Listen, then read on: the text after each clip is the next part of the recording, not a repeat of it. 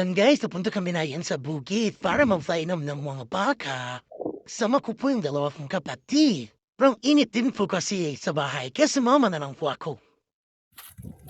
Forest, guys.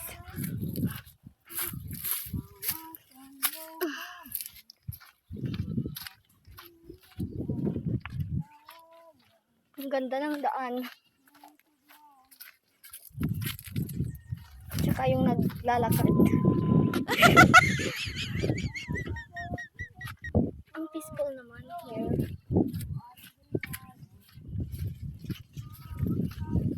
Diba? Napunta ako ng tao tapos nakapayong ako.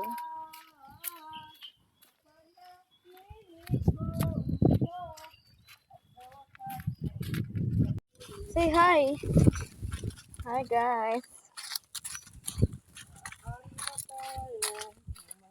So yun guys, nakarating na po kami dito sa bukid. Sobrang init po. Diba? So yun po, yung kapatid ko po, kunin niya na po yung mga baka para painumin po. Say hi to my vlog.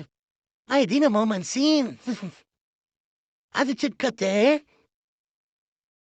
Ewan ko ba sa batang ito, sobrang init. Gusto palagi sumama sa bukid. So yun guys, nagpumba na po ako.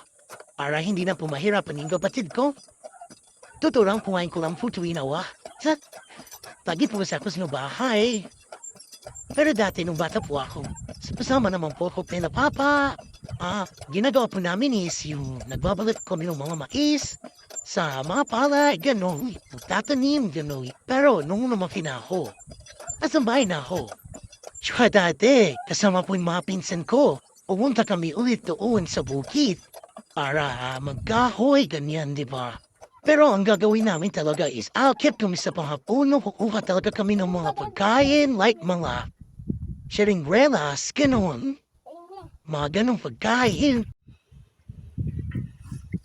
So hi guys. Ito na po yung aking kapatid. Say hi.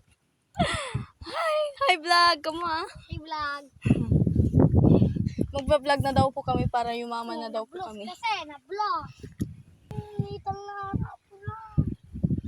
Gulong dapat dyan. Dapat vlog. So yun guys, dami sila ng padami dito. So hinawakan ko na po kasi tumakbo po yung kapatid ko. Hindi niya na po nakayanan. Kung mapapansin nyo naman po talaga ay mga baka ay uhaw na uhaw po sila. Kaya nagtatakbuhan na din po sa sobrang init po. Yun ulit guys. Nagbobomba po ako ulit. Dahil uhaw po ang mga baka. Doon muna ako sa silong guys. Sobrang init. Parang pagmamahal ko sa kanya. Hoy! Diba? Sobrang ganda guys. Napaka-peaceful. Ang ganda no? Parang ako. Charis.